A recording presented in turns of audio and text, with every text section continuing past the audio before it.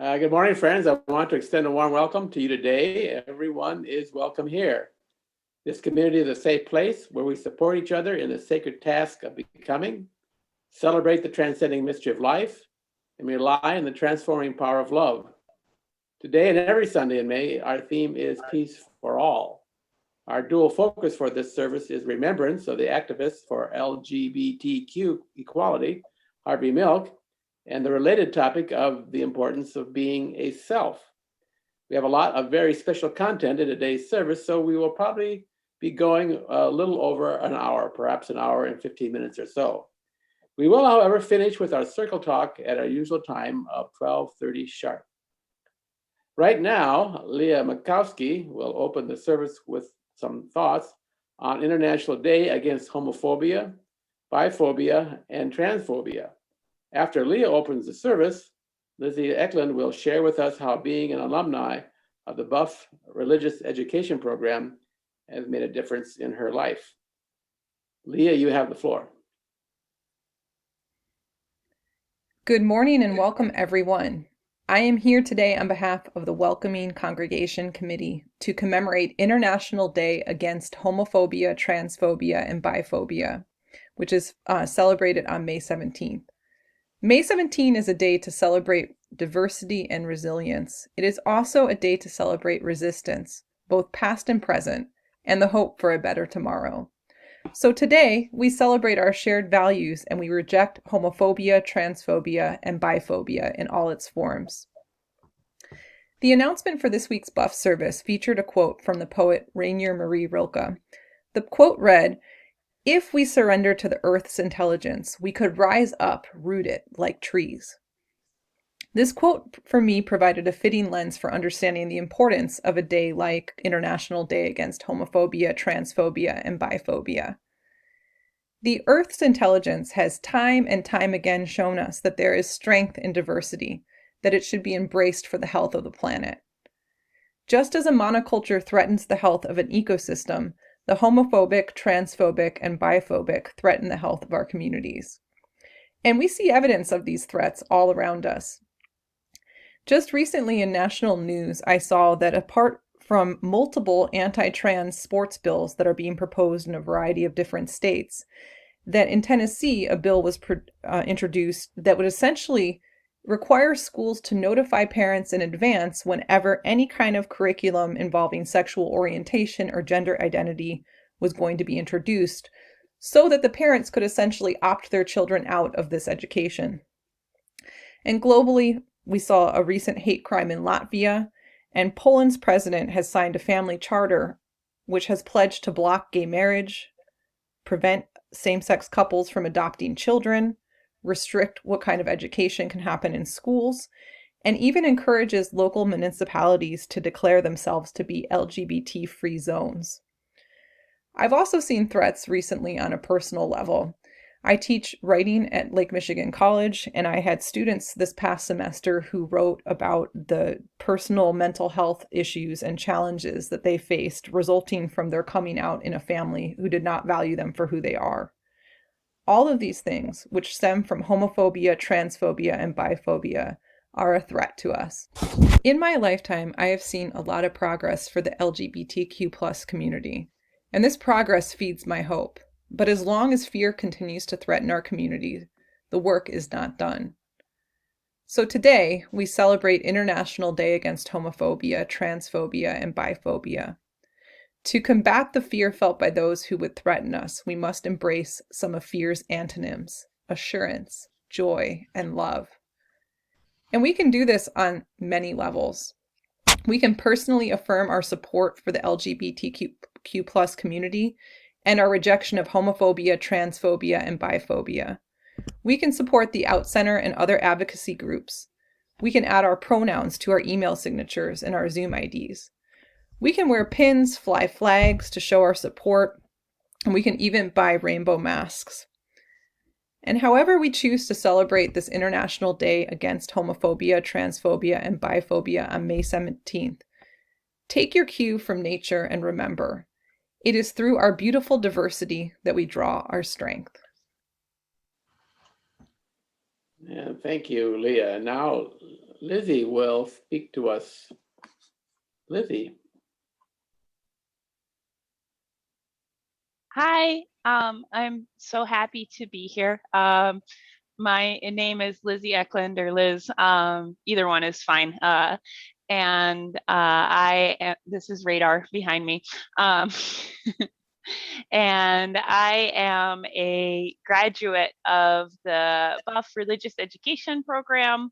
And I have been attending Buff since before birth. So one of the longer standing members, although that doesn't even qualify me in the top 10 probably. I am currently working as a nurse midwife at Planned Parenthood of Western Pennsylvania. I am the lead clinician in abortion care, and I also work at our family planning clinic, which means I provide well person and contraceptive care and sexual and reproductive health to individuals of all genders and gender identities. And I also provide hormone therapy for our trans and non-binary patients. So this is such a great day to be here, given our talk about the Day Against Homophobia and Biphobia and Transphobia and the National Transgender Day of Remembrance, because those are subjects that I encounter a lot in my career, in my life. My career is definitely a calling for me and a passion. And I think that my time at Buff really helped shape sort of the person I became and the reasons why I found myself doing the work I do. As I was thinking about this Sunday and, you know, how has Buff impacted me and how has Buff changed me, kind of two distinct ideas came to mind. One, I think that it was so great for me as a child and young adult to have this community of people who were able to celebrate spirituality joyfully, but without expectation. I know that so many of my friends and colleagues who grew up in sort of the mainstream Christian milieu of the US have struggled to move away from some of the negative aspects of their religion while still finding that joy in being a human on the planet and the mystery thereof.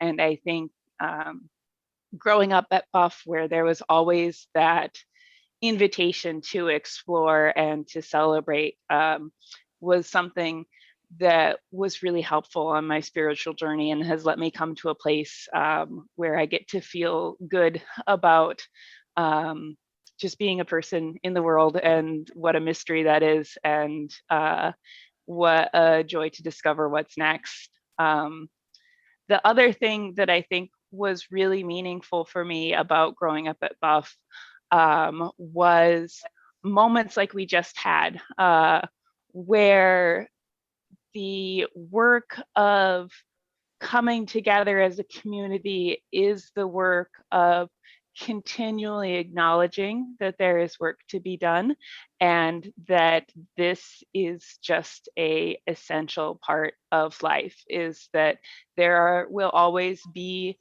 things that we can do to improve the lives of others in our small communities and then in our broader world, and having that drive to constantly examine that and to see other people in my community doing the racial justice work, doing the work for LGBT QIA. Now we're adding letters and letters, and I love it.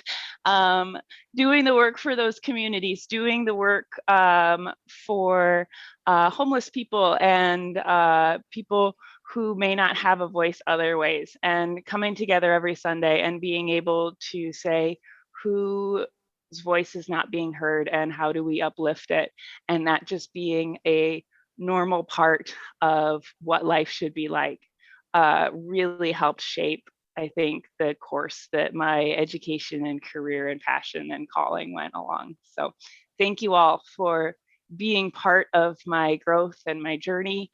And I would not be the person I am without your support and your examples. Thank you, Lizzie. And I must say that we are very proud of you and what you've done with yourself. Thank you. And thank you, Amy, for having such a wonderful daughter. And now let's move on to our announcements. The announcements are at the back of your bulletin, and you can take a look at them if you want. Are there any additions or corrections that we need to be made aware of? Yes, If I have not- one. Yes, I go have ahead, one. Ellen. The Social Justice Book Club will not be meeting this Thursday. We met and we discussed the book. We're kind of done. We had a good discussion, so there won't be a meeting this coming Thursday. Thank you. Thank you, Ellen. Others? I have a quick one. On June 9th, the Jim Fuller and others are beginning the driveway project.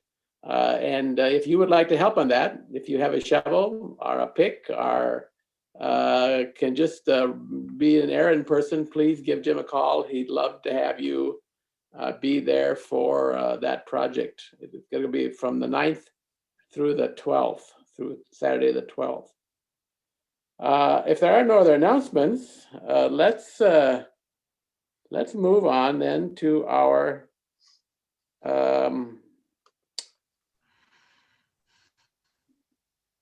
let this be a house of peace.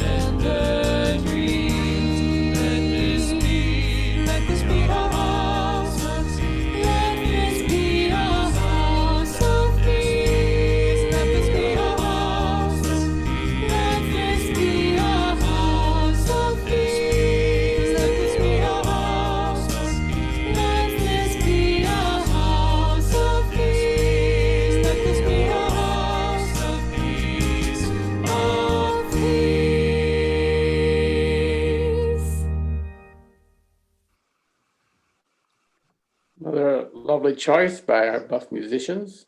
And now Walter Pascal will light our chalice.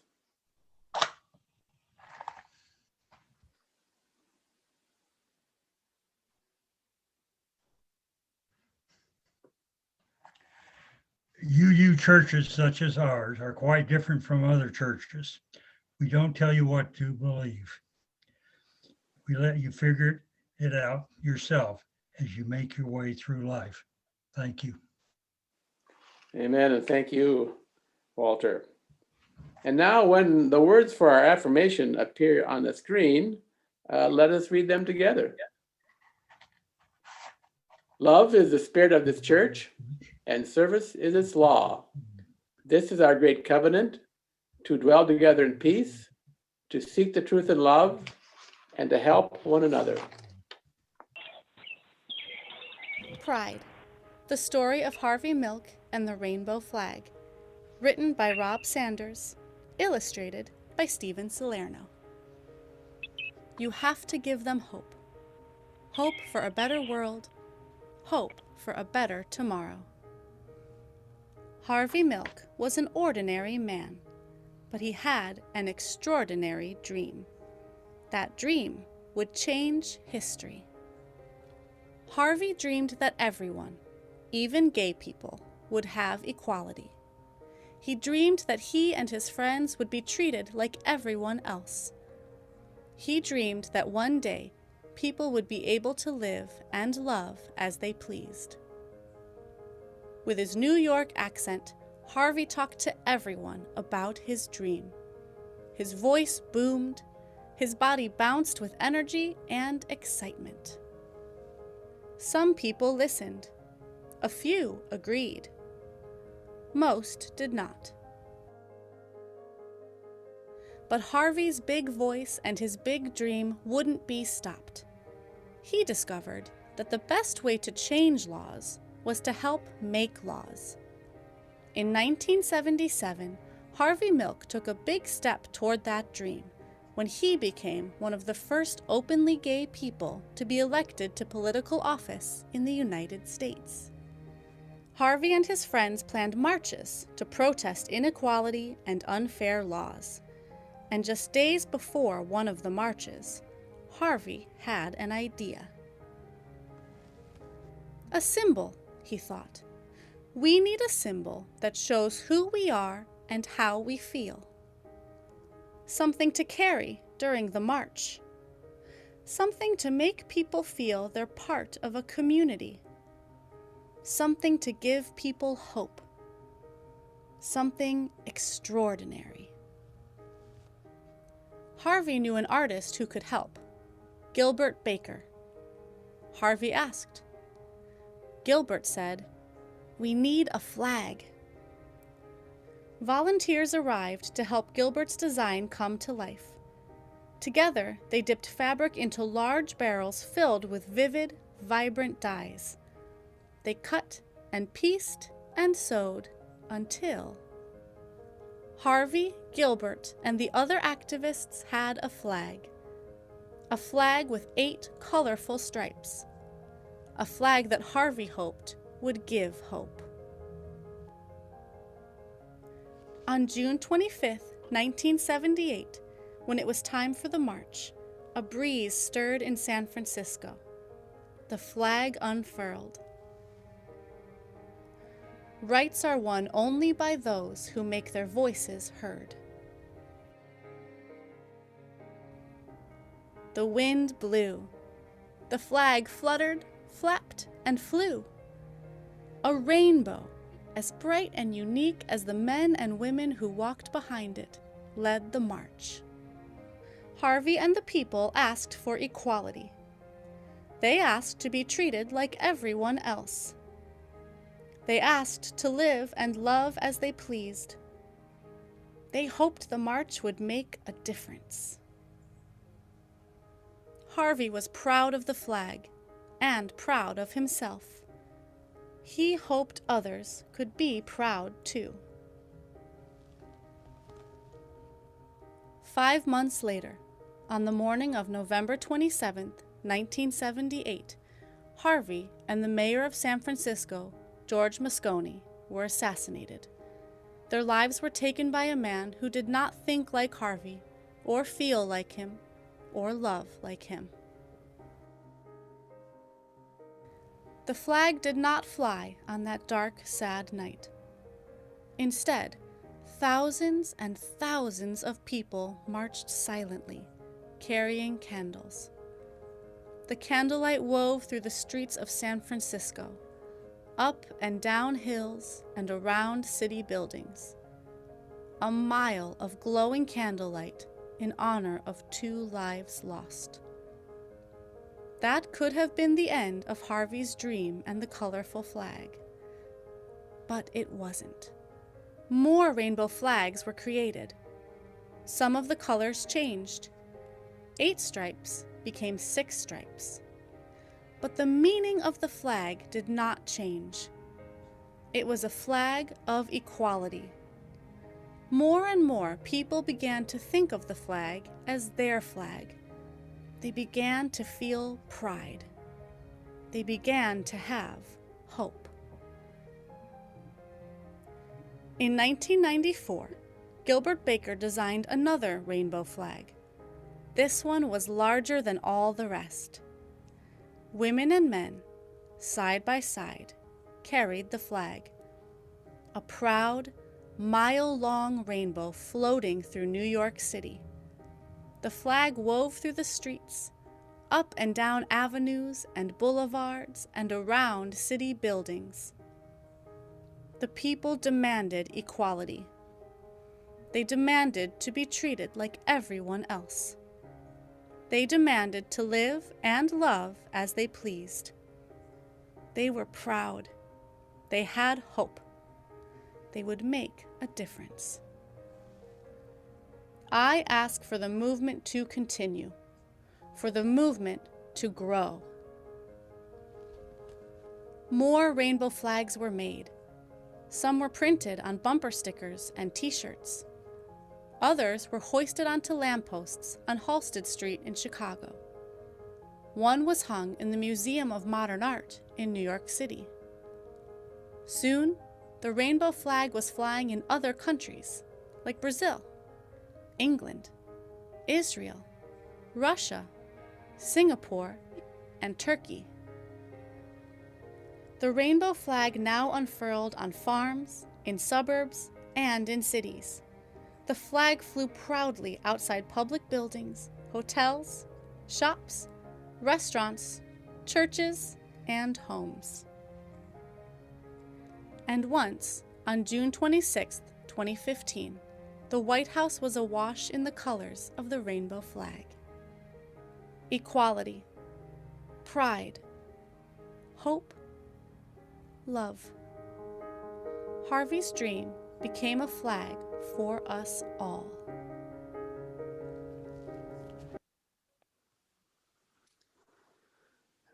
Thank you. A lovely, important story for us to hear. Now it is time for our offering. So when the offering words appear on the screen, we'll read them together.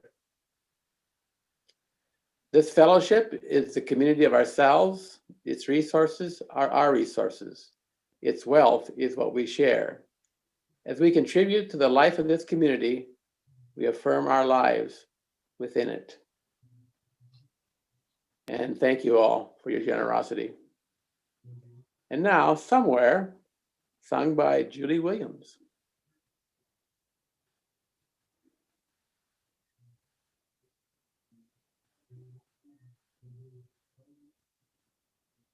Oh, I'm waiting for the video.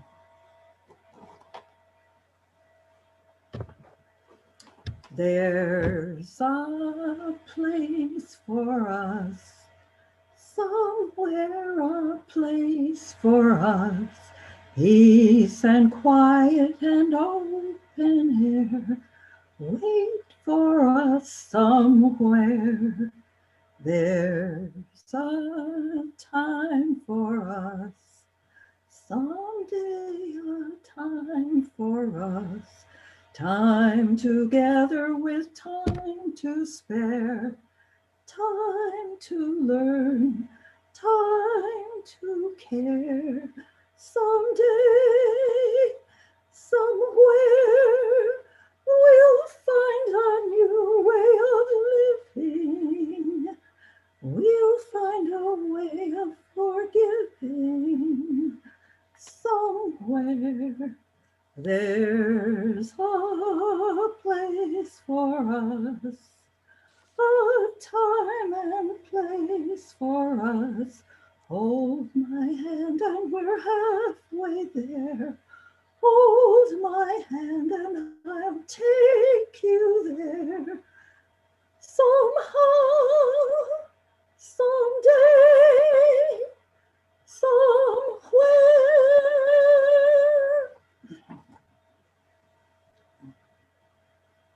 And thank you, Julie. And now our readers, Brett McCanney, Bridget Lorenz, and Charles and Dorothy Long will share with us their perspectives. Brett?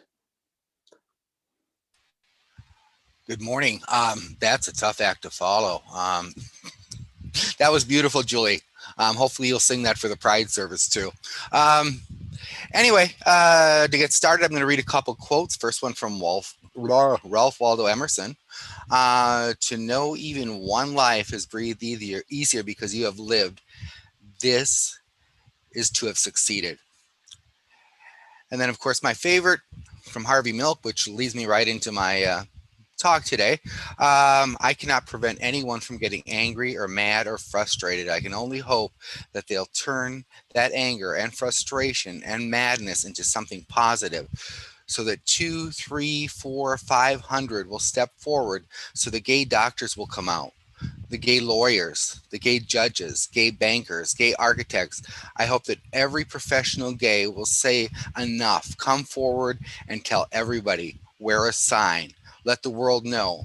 Maybe that will help. Speaking of love and work, I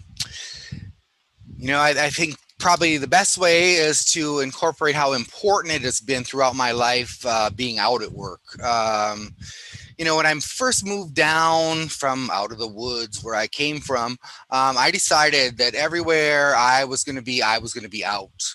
That was something, best way for me to show love to myself, show love to other people, is let people know who I am. Let people know who gay people are and how that we're just people and we live and love like everyone else.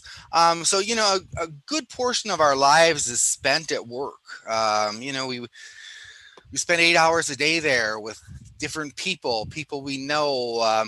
If you're not out, you have to watch what you say. You've got to watch your personal pronouns. You got to watch every little thing you say and do. And, I couldn't do that.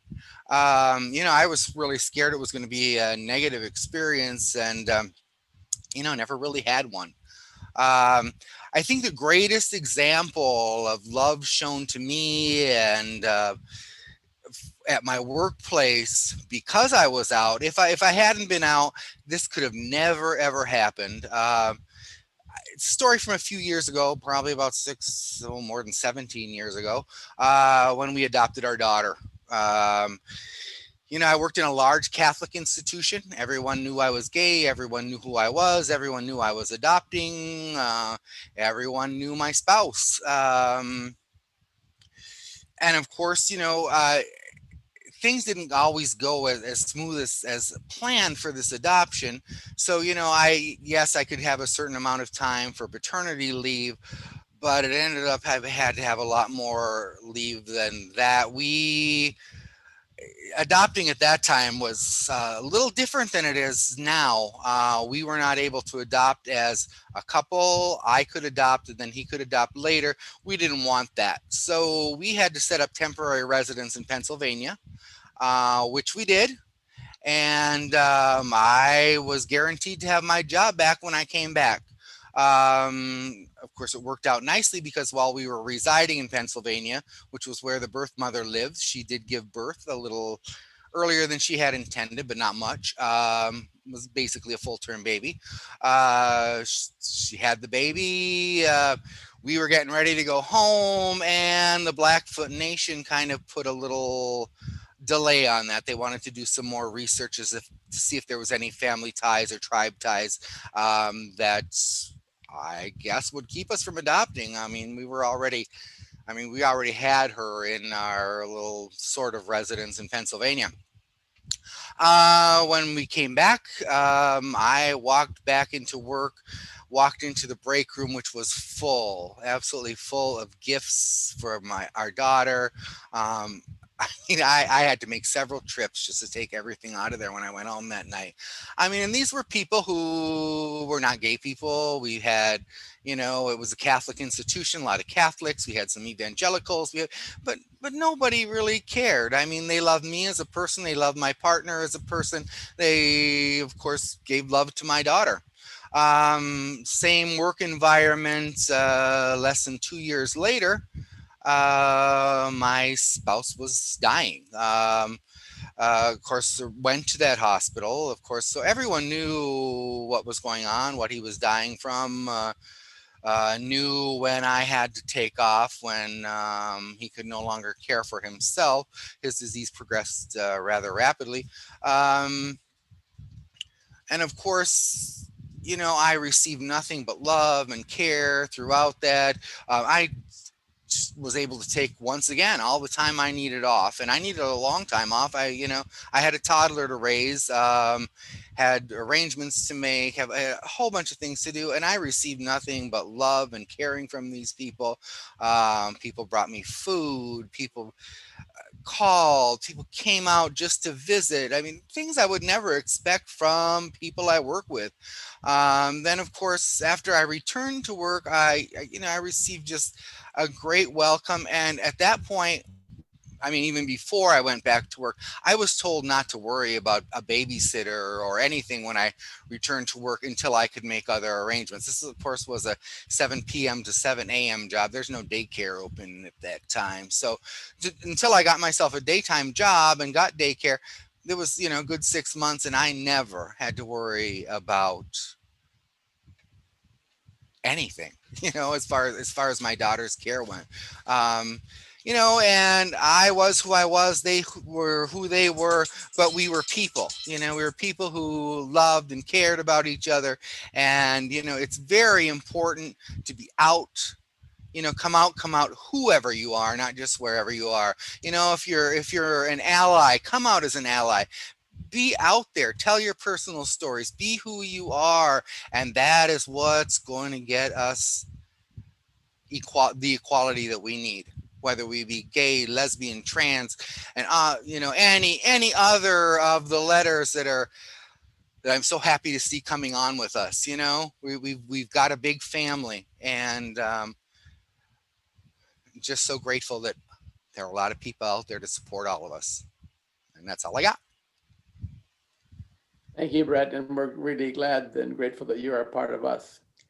Could we then now go to Bridget and see what her perspectives are? Hello, good morning. As you probably saw in your bulletin, it's Milk Day. Happy Milk Day. I just wanted to give a toast to this delicious white, full of calcium and protein, mammally goodness. So here's to milk. What? Just a minute. Oh, pardon me. It's not Milk Day, it's Harvey Milk Day. And Harvey Milk was a visionary civil rights and human rights leader who became one of the first openly gay elected officials in the U.S. on the San Francisco Board of Supervisors in 1977. So, he was an elegant, energetic, and effective coalition builder who pushed for reform across diverse issues for marginalized communities. Most importantly, his courage changed lives. On June 25th in 1978, Harvey Milk gave his first version of what would become known as his Hope speech, and it's so beautiful and he's so eloquent that I'm just going to read you excerpts from it because he says it better than anyone else can, and I think that's the best way to appreciate him. Unless you have a dialogue, unless you open the walls of dialogue, you can never reach to change people's opinion. Once you have a dialogue starting, you know you can break down prejudice. I know we're pressed for time today, so I'm going to cover just one more little point. And that is to understand why it's important that gay people run for office and that gay people get elected. You see, there's a major difference between a friend in office and a gay person in office. We've been slandered and tarred and brushed with the picture of pornography. And so it's no longer enough just to have friends represent us, no matter how good that friend may be. The gay community must not be judged for our criminals and our myths.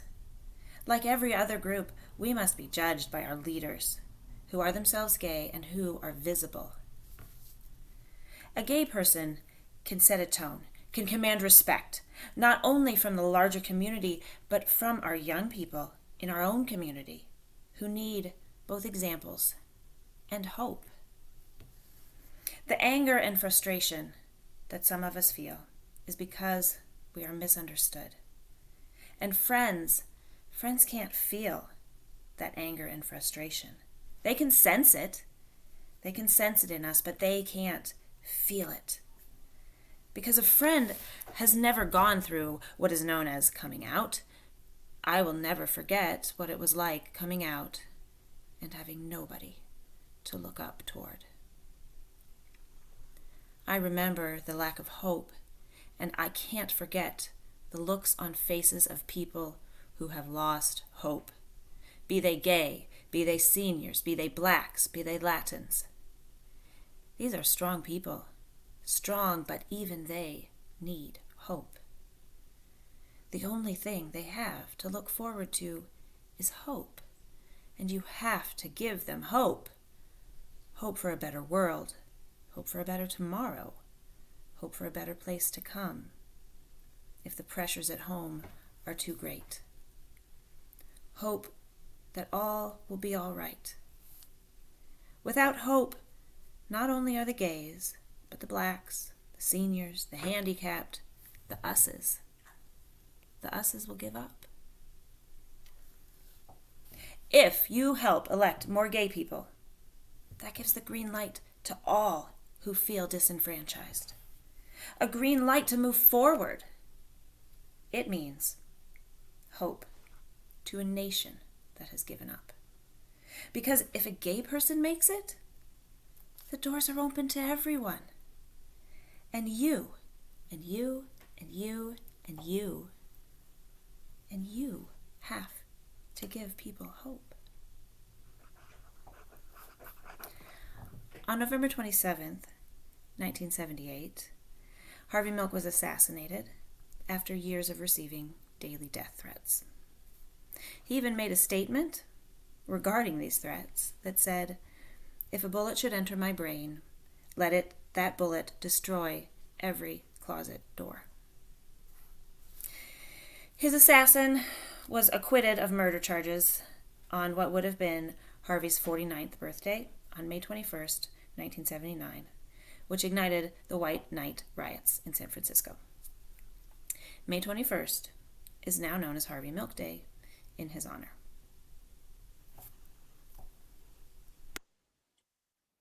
And thank you, Bridget. And now Charles and Dorothy Long will tell us about PFLAG. Our assignment here was to tell us how the creation of PFLAG helped sustain us. And of course, we need to say something about PFLAG in the process. The creation of a PFLAG chapter was one of the community outreach goals of Buff's 3-day February retreat in the year 2000. Through the efforts of Roz Reeder and others, the chapter was established 5 months later. It should be noted that Buff's 7 principles helped create the environment that made that possible. Dorothy and I had come from a church where that could not have happened. The chapter met as a support group the second Sunday of every month from July 2000 to September 2013. The chapter also worked with local schools, provided financial support, made presentations at the Berrien County Teachers in Service Day, worked with other organizations, and was a presence at events in the community. The chapter stopped meeting in 2013 because the internet, cultural change, and the Out Center diminished the need for a chapter. Currently, 12 of the 16 PFLAG chapters in Michigan are in the southeast quadrant of the Lower Peninsula. The nearest chapter is in Muskegon. The chapter was a personal benefit for Dorothy and me.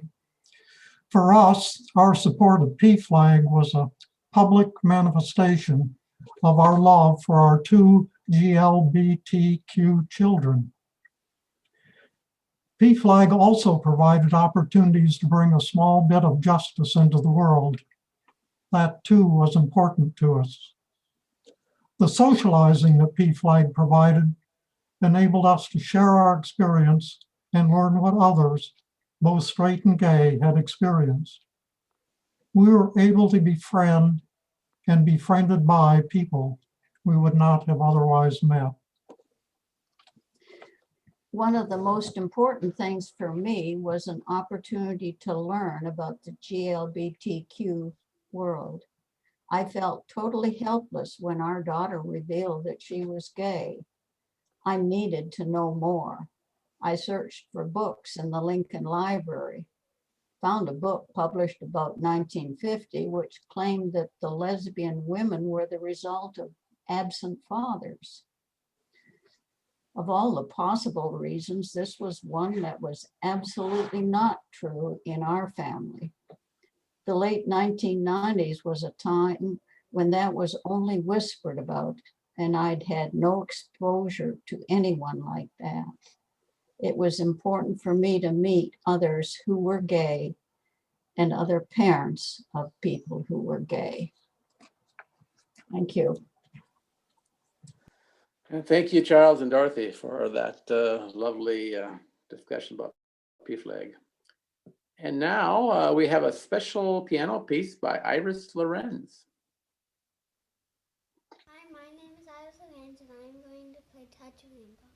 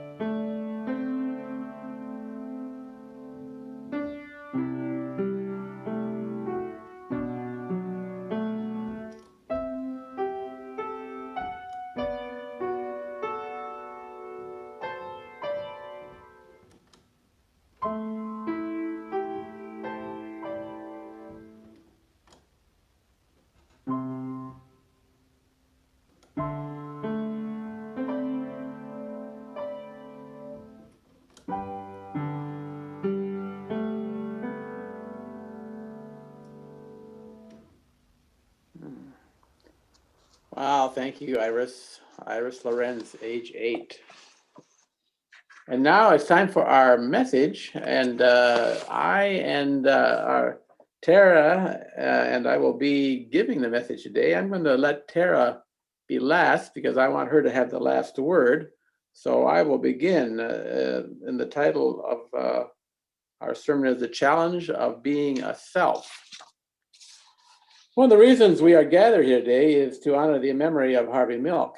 We honor Harvey Milk because he is an example for many LGBT folks and for all of us, really, that it is important to stand up, come out of the closet, and be who you are, not who society and your family of origin have programmed you to be. One of our founding parents, Ralph Waldo Emerson, famously said, "To be yourself in a world that is constantly trying to make you something else is the greatest accomplishment." Emerson and Milk have put their fingers on what I think is our species' greatest problem, the problem of being a self in the face of outside resistance from society and from the very powerful inner resistance exerted by our cultural programming.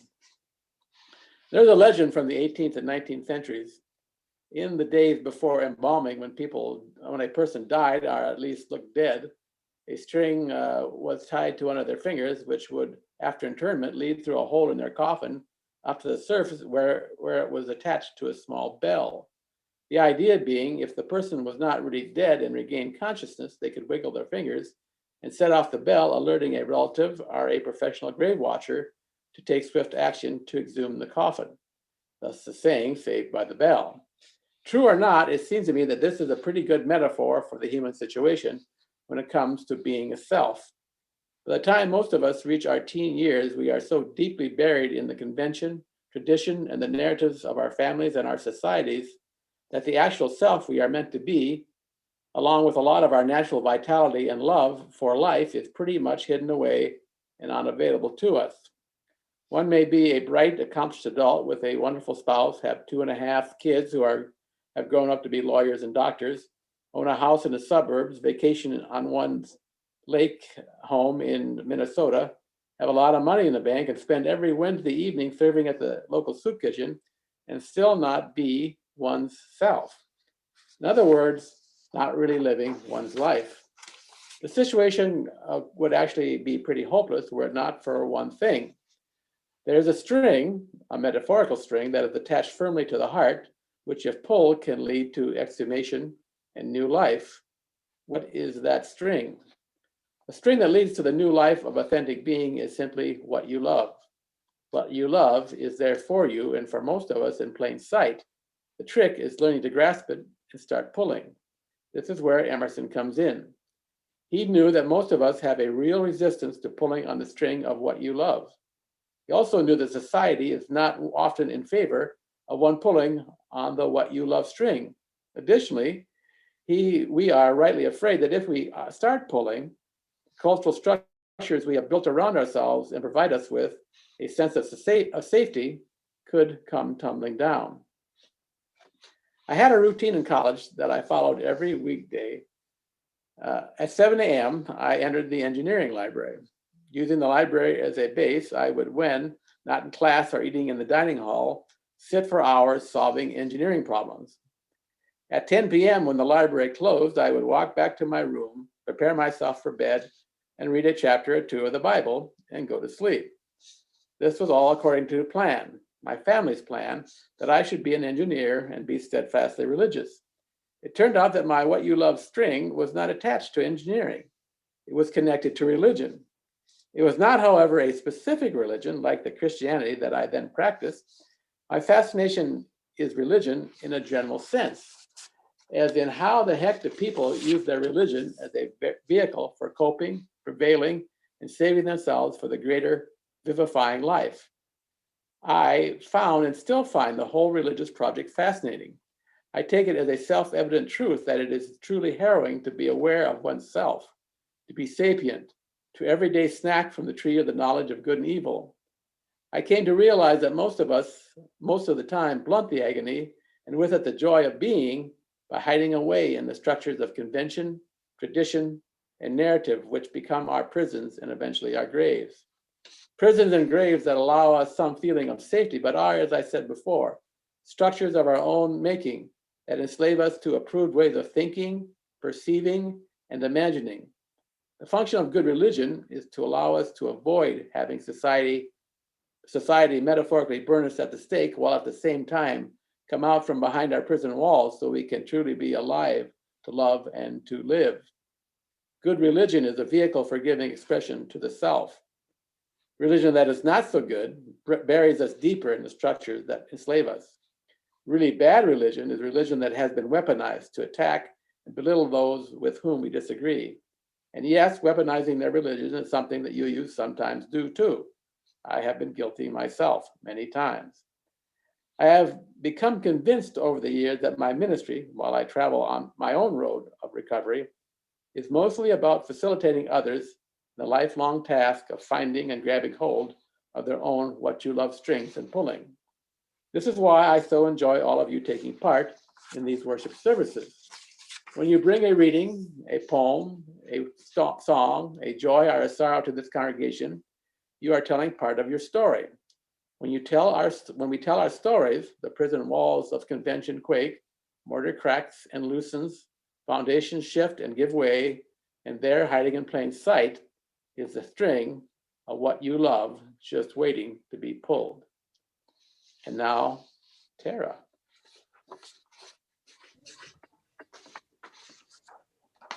Hello, good morning.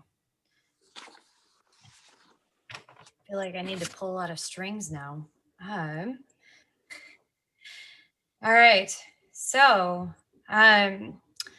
Pastor Jim asked me to talk a little bit about shadow selves and selves, and somehow I pulled all of this together, I think. So we'll see how this goes. It may not make sense though, because I just drank a bunch of coffee, so I'm wired. One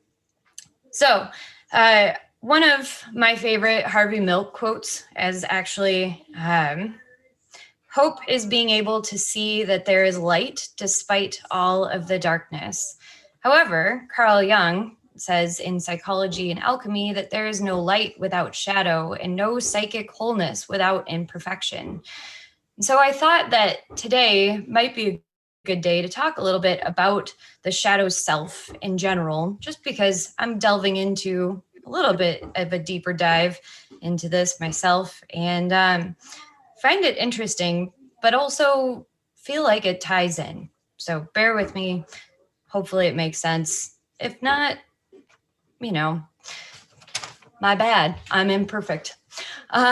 So if you're wondering what a shadow self is, Carl Jung popularized the idea of the shadow self as parts of your personality that you reject throughout your childhood development. So when we're young, we depend on the adults around us for survival, which creates a deep attachment and need for acceptance. Neuroscientist Tara Swart explains that a child scolded for being outspoken likely wouldn't feel safe speaking their mind from that point on, even as an adult. The message of the person I need won't love me if I do this thing becomes internalized, buried into the subconscious, and therefore can become a trigger for seemingly no reason. Later on, seeing someone who is outspoken or has no challenge speaking their mind could bring up anger or resentment toward those people because they're enacting your shadow traits without any shame or guilt.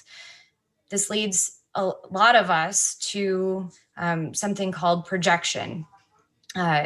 So things that we deny in ourselves that we see in others really distorts our reality, our perception of what's going on around us. So we all have shadows, but we can do work to make ourselves more whole by bringing our unconscious to our conscious awareness. When we're operating at an unconscious level, our shadow effectively controls us. Our shadow traits aren't all bad either. Many people with super low self-esteem put good things about themselves into their shadow. Think of the outspoken person who was told, don't be so loud, don't be so, forceful, don't be so bossy at a young age, keeping quiet.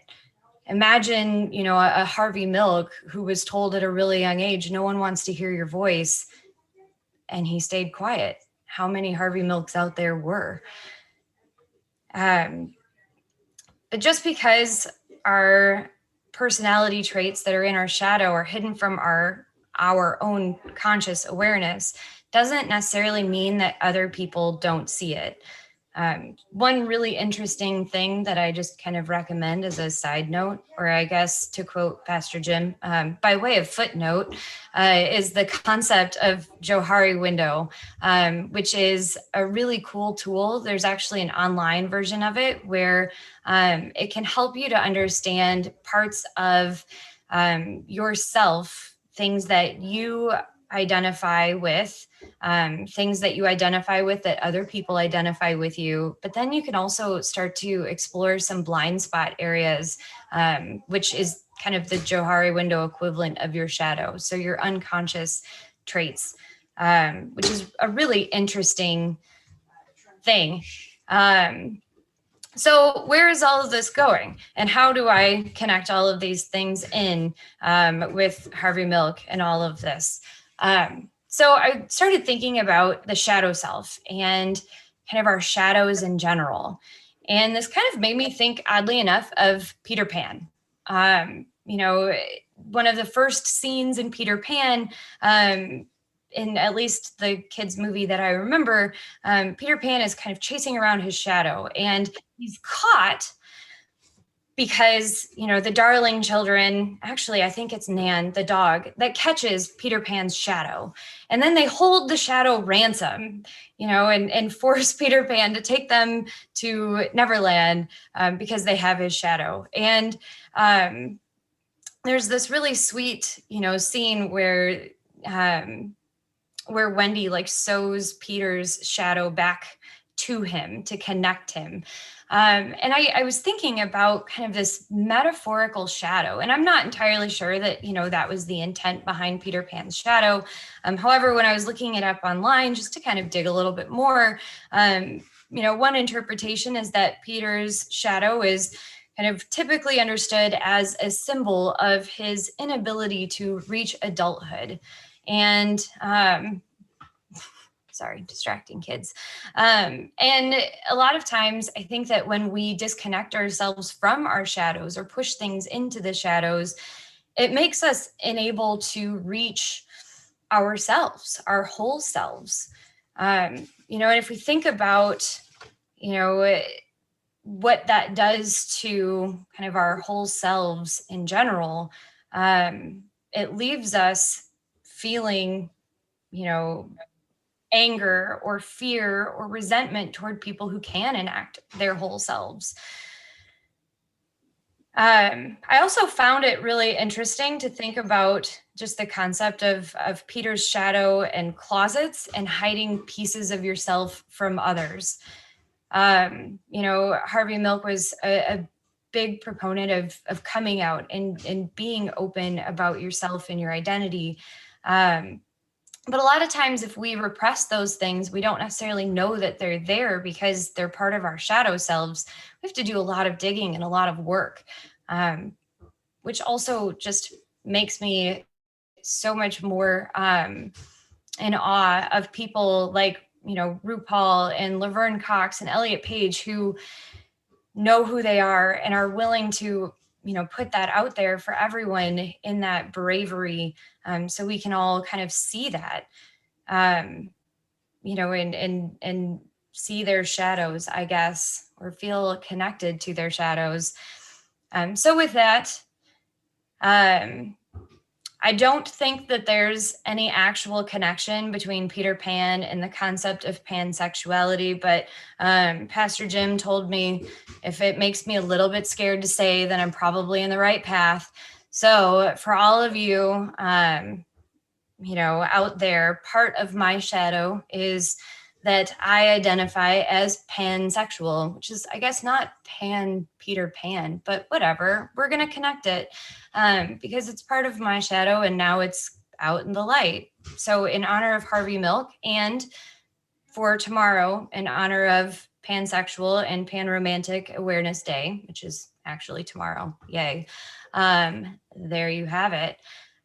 So if you're interested in digging into your own shadow, you know, give yourself grace, and challenge the good parts, because there's always a balance between light and dark, but you can't have one without the other, right?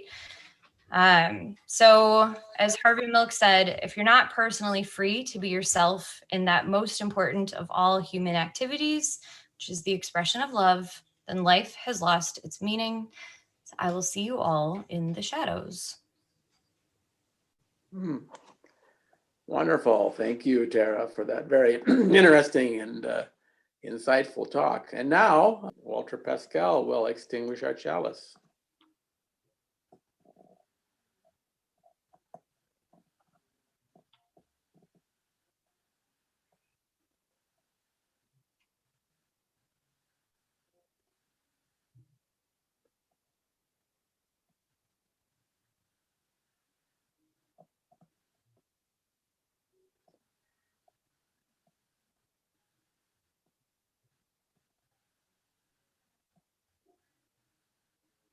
Time to blow out the chalice? Yes. Yes, Walter. There we go. Thank you, Walter. And now our musical benediction.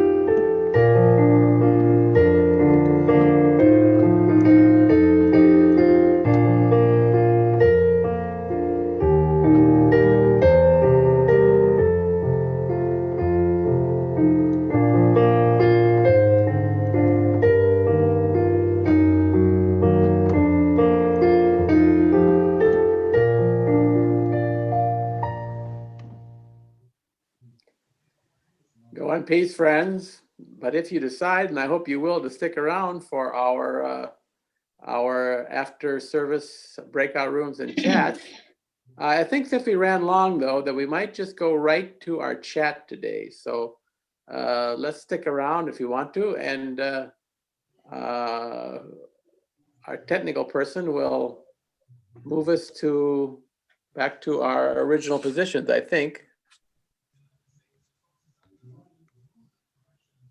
Are we all assembled? Okay. Looking good. Thank you all who took part in the service today. It was gorgeous. Very good Harvey Milk Day celebration, I think.